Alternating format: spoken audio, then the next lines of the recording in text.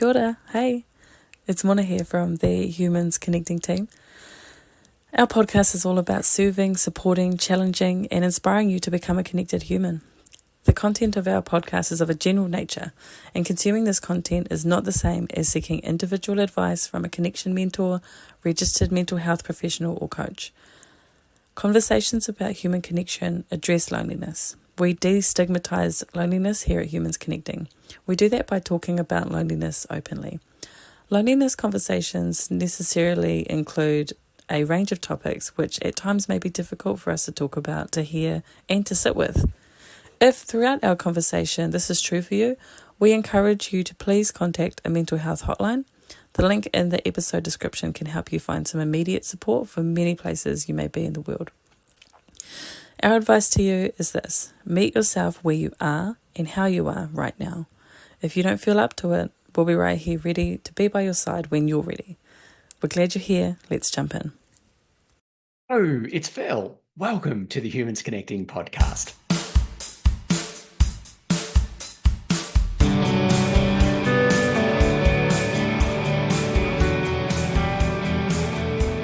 We hope that you're going really well today, and we just want to say thank you for pressing play on this content, because we know and we well understand that not everybody chooses to press play on content relating to human connection and loneliness unless they are really interested in human connection or potentially are experiencing loneliness themselves at that time. However you are right now, and whatever brings you here to this episode, we just want to say thank you and just honor your bravery and courage, because, it does take bravery and courage to press play on this content sometimes.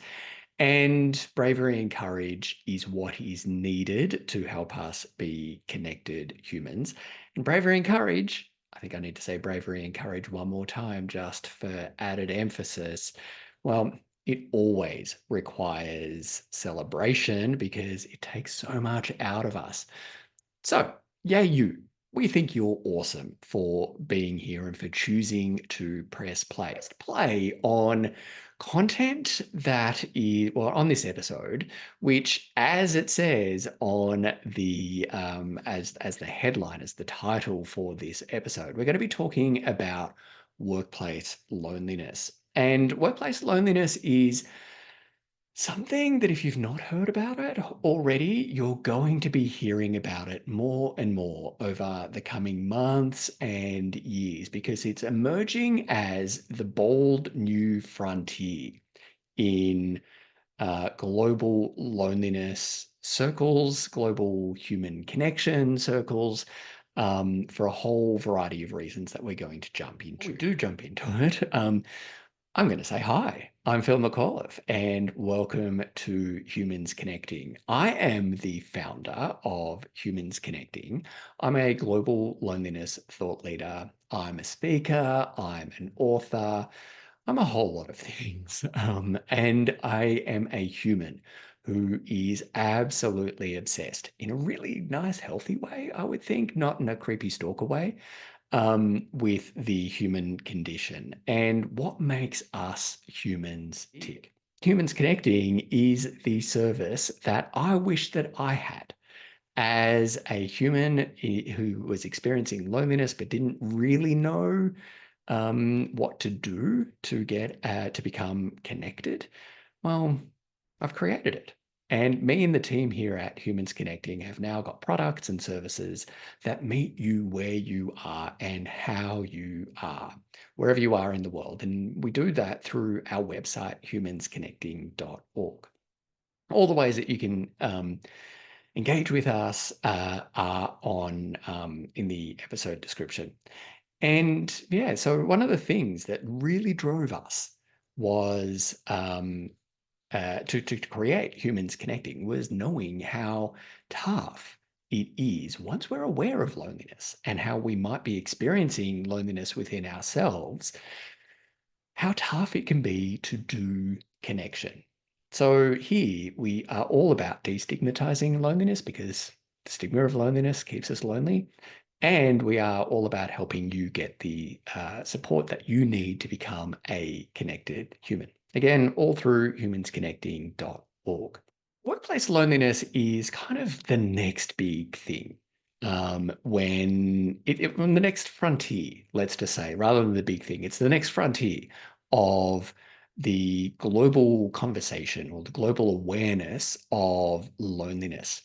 And it's important that we kind of understand what workplace loneliness is. And workplace loneliness is loneliness as experienced in workplaces. No great mystery there. But taking steps beneath that kind of definition, I think it shows a couple of interesting things. First of all, every workplace, it's safe to assume that every workplace, wherever there are humans, is like loneliness is present in every workplace. That's because we know that approximately 25% of humans globally experience loneliness. 25%. And of a population of 8 billion, that's 2 billion people in the world. Now, here in Australia, we know that 1/3 of humans are experiencing loneliness. And this comes from data from Ending Loneliness Together in its State of the Nation report in 2023. And we know that 33% on average of Australians are experiencing loneliness. So that's 1 in 3. And if there are 27 million people in Australia, that's 9 million Australians who are experiencing loneliness. Then, here in Australia as well, 1 in 6 humans are experiencing chronic, severe loneliness. That is, it's simply nonsensical to presume that those rates, so either like 25% or 33% or 1 in 6, so I think that's around 18%, quick maths, of humans, varying degrees of loneliness aren't in workplaces. Because loneliness is kind of, we can be high functioning lonely. I certainly was high functioning lonely. We are very great at making it look like everything's fine on the surface, but not too far under the surface, we can have these kind of horrible thoughts and horrible feelings that characterize a loneliness experience. And because they're so horrible and there's a stigma of loneliness, we don't actually tell other people. We don't want to show that we're experiencing loneliness. So we kind of go about our lives, go about lives with our friends, go about lives with family, go about lives in community, in workplaces, and we look and sound absolutely fine and giving very few people cause for worry. But when our heads hit the pillow at night and it's just ourselves, we can realize that we are experiencing loneliness in a really uncomfortable way. But then the alarm goes off the next day and we kind of, go about our lives. We, go and exercise. We get ready. We get the kids ready. If we've got kids, we, commute or we do whatever we do to get ourselves into the day and into the world. And, we kind of put the masks on that we've got everything under control and everything's just great. But it's safest to presume in terms of of those numbers of that data that number of people are experiencing loneliness in our workplaces.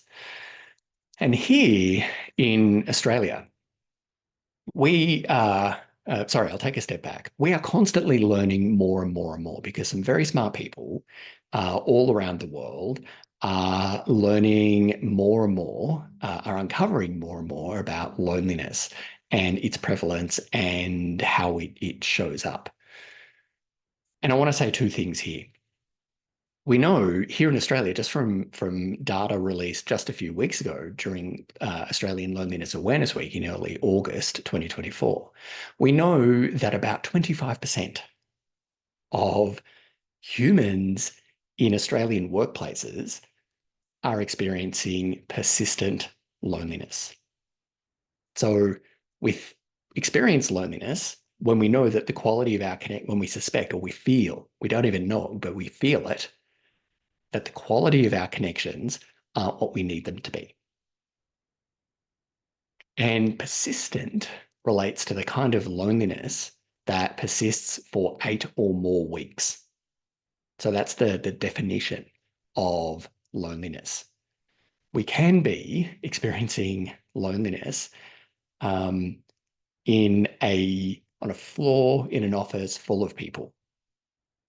But because the quality of our connections in that space, the quality of the connection to ourselves, the quality of connection to those most important to us, and or to our communities is not the quality that we need, we're going to experience loneliness. And our friends at NLC Behavioral Science Lab are also at the cutting edge of learning about how loneliness shows up in individual organizations and also across societies. And we are partnered with our friends at ABSL, so NLC Behavioral Science Lab.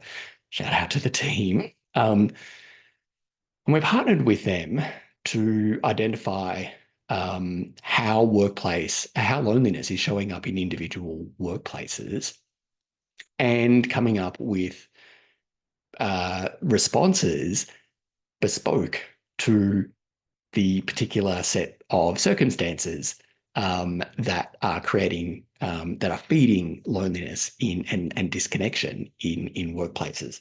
We'll get onto that in a little more detail in a moment. I just want to say that there is a lot of work going on identifying the prevalence of loneliness in workplaces. Knowing that there's a lot of work going on, I want to say two things. The first is, it is, as I said it before, and I want to underline it, it's safest to presume that loneliness is present in every workplace because we know that humans experiencing loneliness are like everywhere, with numbers like that globally. But then one of the things about addressing loneliness specifically in workplaces is that there are kind of bang for buck, trying to find another way of expressing that. But it can be very effective because workplaces are, there are multiple people in most workplaces, right? And, addressing loneliness, if there's 100 people in one workplace, that's 100 people that could be reached as opposed to 100 in one go, as opposed to trying to reach 100 individual people. All right. So there's kind of like this benefit, this sort of economies of scale, I guess, that feed impact, right? So there's the word that I was going for is impact. It absolutely feeds impact. And then the second point that I wanted to talk about here about why you're going to be hearing more about workplace loneliness, and if you're not already familiar with it. But we're going to be hearing more and more about it because there is absolutely an economic cost to this. I'll leave aside for a moment social commentary about how the social health and well-being of individual humans takes a back seat to economic indicators that speak to the impacts of loneliness on output. But it remains that humans who are experiencing loneliness, presumably, or on the assumption that 25% of humans in workplaces are experiencing loneliness, we know that we are, not they, we are less productive. We're less efficient. Um, we're less effective at work. We are less, um, we're more likely to take days off.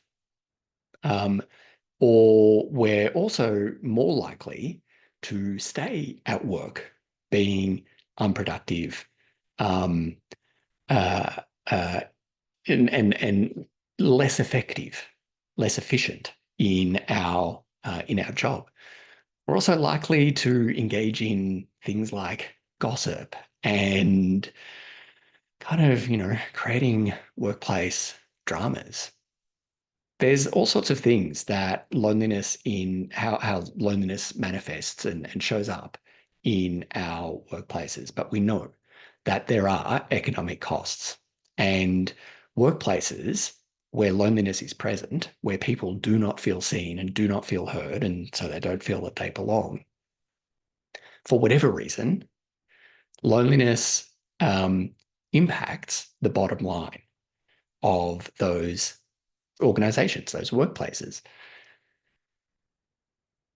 So what tends to happen is, the like profits decline or whatever.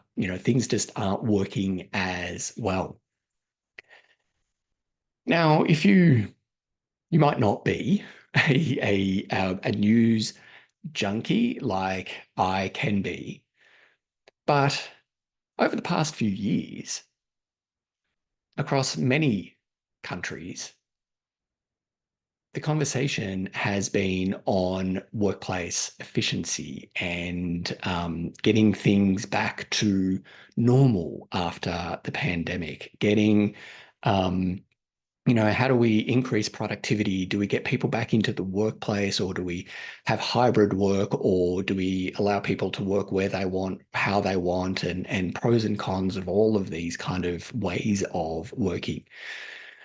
From macroeconomic perspective, there's, we need to be more efficient, and essentially work more or be more efficient, whether that's working more. We need to be more efficient for the same amount of salary because, that helps bring inflation down macroeconomically in our economies. And the solution to these kind of big problems have been have covered things and are covering things like artificial intelligence and automating parts of our workforce, which means replacing the humans in many instances for something that is more efficient, less human, and can just continually get it done without, all the things that humans need, like rest and pay and the things. I say all of this because workplace loneliness is not something that's happening like in some kind of bubble. This is happening in every workplace. And like not addressing it is actually having significant financial costs to workplaces. And if we are looking at ways of addressing this and making workplaces and businesses profitable and things, we really do need to be factoring in the quality of connection that people feel in workplaces. So that's why workplace loneliness is important. First of all, we get great impact for all the people working in those workplaces. And then second of all, it actually has significant macroeconomic to the economy at large and like to the business. It has benefits to the macro and the micro there. With all of that said, I want to bring it down. Like I've talked about sort of macroeconomics and microeconomics, and I want to sort of bring it down to the micro, to the individual um, context there about loneliness in workplaces. Our work can be, as you and I as humans, can be the place where we derive our sense of purpose, where we can derive our sense of belonging. And that's great. That's awesome. And sometimes, depending on where we work, our workplaces and the jobs that we have can be the conclusion to years of study, can be the result where we are today, can be the years of like sacrifice of working weekends and late into the night and not taking our holidays or vacation, depending on where you are in the world. It could be a whole lot of things that you have, decisions that you have made that have got you to where you are now. And all of a sudden, it can feel all of a sudden that you're wondering why you're thinking and feeling these feelings. Like, if this is meant to be success, why do I still feel so empty? I've got, the corner office, I've got, the car, the house, kids may be in, a good school and, everyone else is happy, but why do I feel so like empty inside? Why does I feel that this is happening? Why do I feel that this is happening to me? And I'm observing it rather than feeling it myself. Why do I not feel happy and fulfilled? And that can be a really uncomfortable, it can be a really horrible feeling. And you could get that because of your workplace, or you could get that, from a whole variety of reasons. From outside your workplace, but you notice it most at the place that you spend most of your day in the workplace. Things within you may or may not, probably not, feel so great. And try as you may, and you're trying really hard because you're a wonderful human and you don't want to let anyone down. Try as you may, like you can't like magic up the energy to keep on showing up day in, day out, trying to be all things to everybody all of the time. And so, you have a limit. You have a limit and you keep on showing up for the meetings, you keep on sending the emails, you keep on doing the things that you're expected to do, but part of you just keeps on like getting smaller and smaller and smaller. It's get harder and harder, as I said, to magic up the energy sustained to make it look like everything is still okay. And that may or may not be work's fault. But as I said, work can be the place where you feel that most. And that can be a horrible feeling. And you don't want your work to suffer because there's so much riding on it, so much riding on maintaining the income. There might be so much riding on it because if you don't get your sense of purpose there, where do you get your sense of purpose from? This is the thing that you've spent such a long time getting to this place. And you're now here and you're like, what's going on? Who, like, what? It can be really uncomfortable. It can be really uncomfortable. And it can be really hard to describe that, let alone to know what it is. But these can all be thoughts and feelings that come along with part of a loneliness experience. And it certainly was for me. We could also kind of feel like this loneliness and these thoughts and feelings of loneliness in our work for a whole variety of reasons. Some of them here that I've noted down is like where there's a clash in your values with what you're being asked to do. So, you're being paid to do something. And previously you may have been, swallowed your concerns and, well, the pay's good. The pay's good. And, I'm living and working thousands of kilometers away from my friends and family on the other side of the country in the sense of, people who work in mines. And, they live and work in remote parts of Australia, for instance, for amazing money. But their friends and family are on the other side of the country and they don't see them for weeks at a time. And, while at the beginning of that job, the money's amazing and everyone's kind of coping, but sooner or later, like the money is not enough and connection suffers. So there can be a clash of values there, where what you're being required to do in return for your salary is at odds with what you know to be true and important for you. So that's one reason. And another reason is that, you're a human. You're a wonderful human, and we grow and evolve.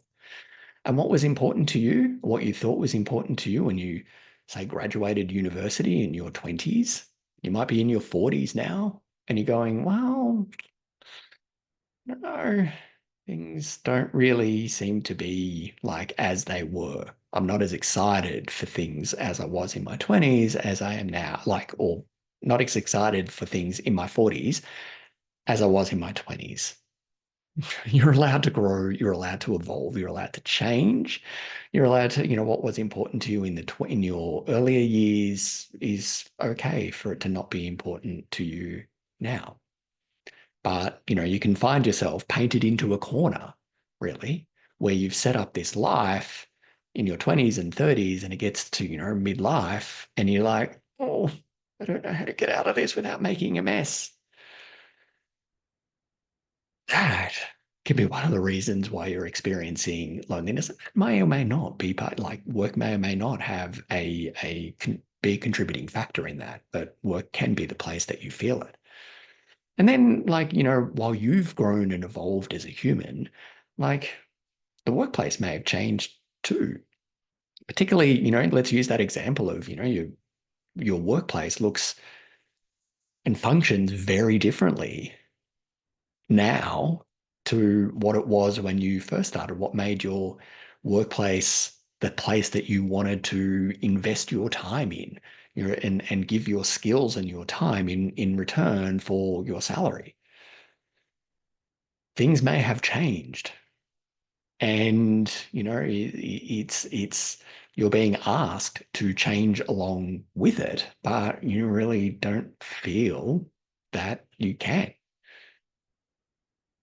Deep down, you don't feel that you can. So for a whole variety of reasons, you could feel, um, this can be like you might be noticing loneliness in workplaces. And I simply want to say that for each of those examples and the many reasons, we're going to be exploring those in future content. So I won't go too far into all of those now. But what I simply want to say that for here to this point, however you're experiencing loneliness, like you're lonely, you're experiencing loneliness in yourself, quite possibly.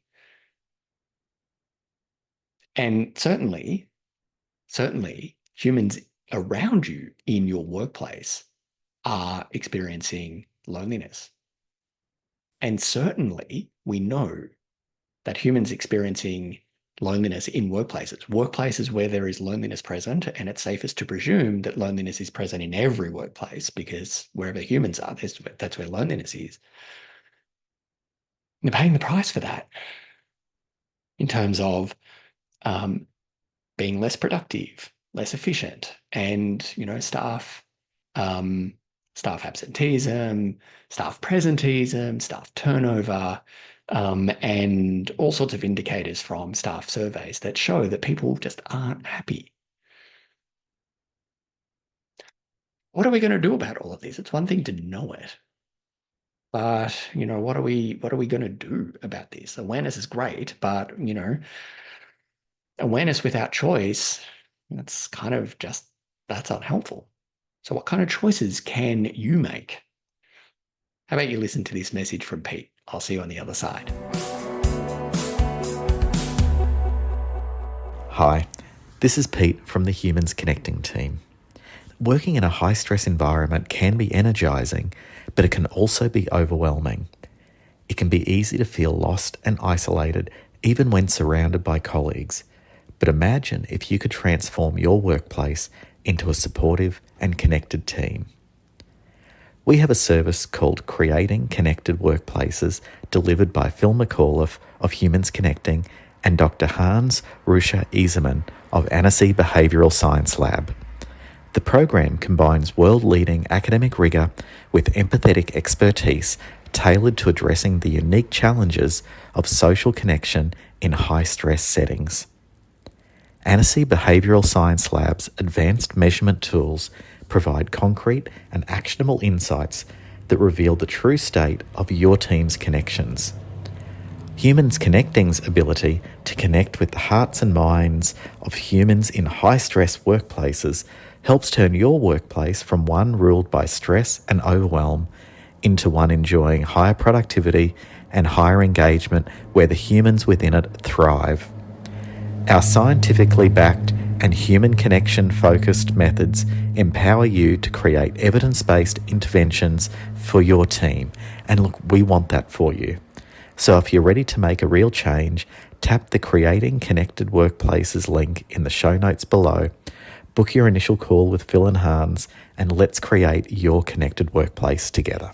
So now that we're aware of workplace loneliness, what might be causing it, and certainly what the impacts are of it, and knowing ever more about the prevalence and the social and economic impact on companies, on workplaces, and the humans within them, we have a choice. And the most powerful thing about the increased awareness that we have about loneliness and however it shows up in whatever context, power in loneliness is what you choose to do with that awareness. Now, what we can do is choose to stay in the awareness and gather information. That's one thing. Another choice is to deny it, to hope it goes away, to wish it away, to numb, to, buy pizzas, do more yoga, all that kind of stuff in workplaces. That can work, but, sometimes it's papering over the cracks. The power absolutely comes when we choose connection.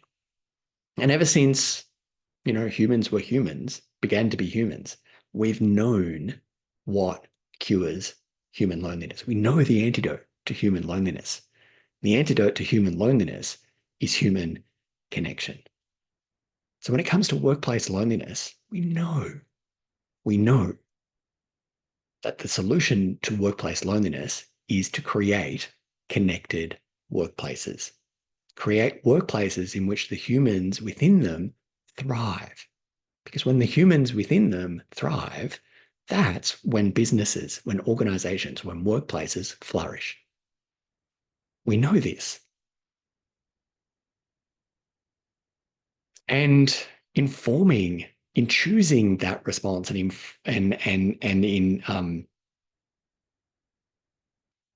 understanding like how loneliness is showing up in your workplace, it's helpful to know how it's showing up in your workplace. It's helpful to know like what is, how people are thinking and feeling in terms of the quality of their connections. Do they feel that they feel seen and feel heard? Do they feel connected in your workplace? Do they have a sense of purpose in their work? And, knowing how loneliness, what it looks like and what connection looks like for the people in your workplace. How does it look like from, a macro perspective and for individuals? So that macro and micro perspective. How does it look in your workplace? And knowing how it looks in your workplace, and that gives you yet further choice in how you respond, because you've got an understanding of how loneliness and the need for connection is showing up in your workplace, and you can create bespoke responses. Beyond that, responding to workplace loneliness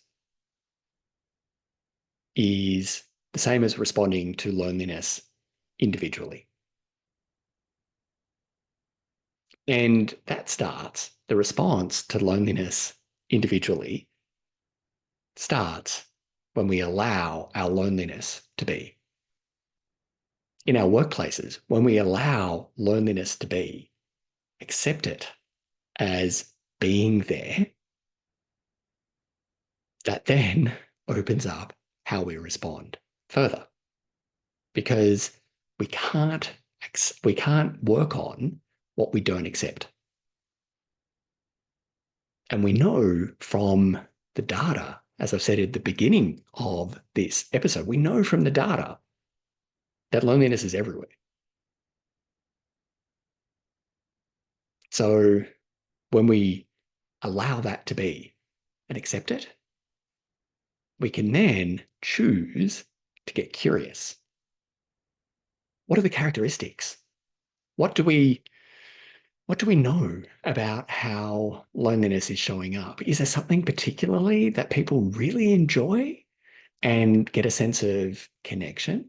Is, a 5-minute conversation at the beginning of meetings, does that, have people feeling seen and heard, or is that really frustrating for people?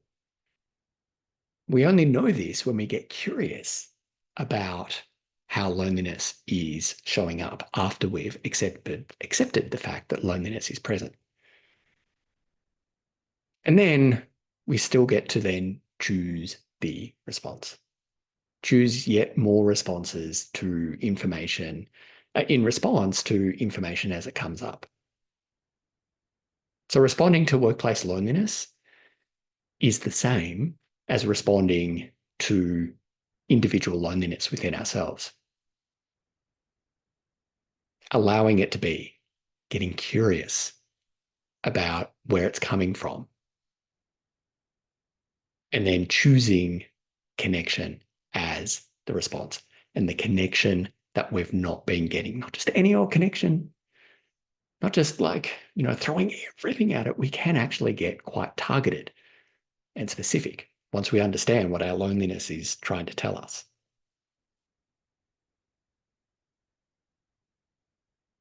I just find it so powerful. In wrapping this up, you are going to be hearing more about workplace loneliness. We're going to be diving into more of it in future episodes of this podcast. And beyond this podcast, you're going to be hearing more and more and more of it. You're going to be seeing more and more of it on LinkedIn from us and from others. And it's going to be like the thing in the future that HR areas in businesses all over the world will be factoring in. And that's great. And that's great. For now, you get an absolute head start.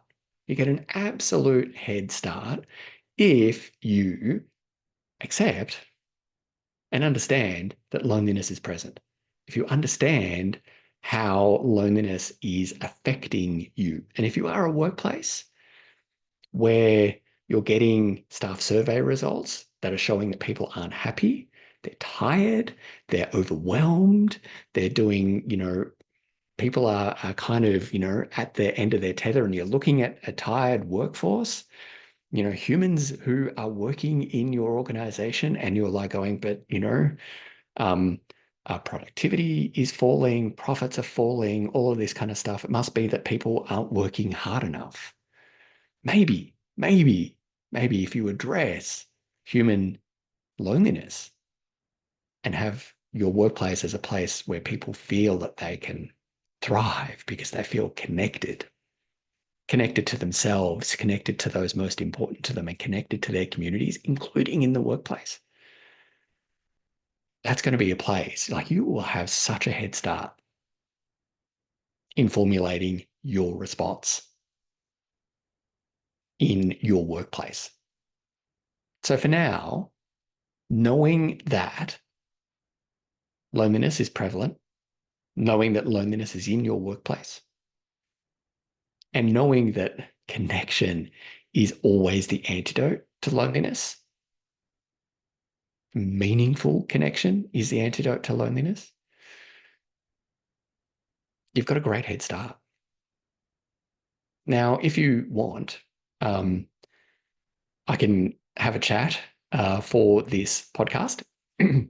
Indeed, I can't hear you now, so I'm just going to make the decision now. I'm going to ask Dr. Hans Rocha-Isermann from ABSL to join us on an upcoming episode of the podcast, where we're going to talk about more in depth about creating connected workplaces, so you can get more of an understanding of what that service is and how it can work for you. But for now, when in doubt, choose connection. When in doubt, choose connection. You can't go wrong. You can't go wrong.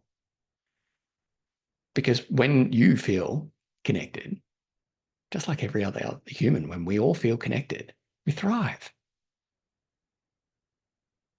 And we want that for your workplace. You want that for your workplace, and you want it for yourself. Right? It always sounds really like it's the thing that we need. So that's about workplace loneliness. The concept that you're going to be hearing a lot more into the future. And you can get started on the antidote right now. So that's it for this episode. Thank you so much for joining me and the Humans Connecting team for this chat about workplace loneliness. We'd love to hear what you thought about it. So please feel free to comment. You know how comments work. Do it on YouTube or through the podcast service that you're now listening on. That was terrible sentence structure. You know what I mean. Be sure to check out our website, humansconnecting.org, for details about how we can help you, your workplace, and communities thrive through loneliness through our products, services, our insights, and wisdom, so we can all get the connection that we need and deserve. Finally, we are here as a social enterprise to make a positive social impact. And if you're a business and are looking for ways to support humans in feeling more connected, and also want to have a positive social impact, check the link in the episode description and partner and collaborate with us. That partnership or collaboration could look like advertising on episodes of the Human Connecting podcast, or collaborating with us in other ways. Either way, all the details are in the episode description below. Thank you again for joining me and the team for this episode. We simply can't wait to see you in the next one. We'll see you later.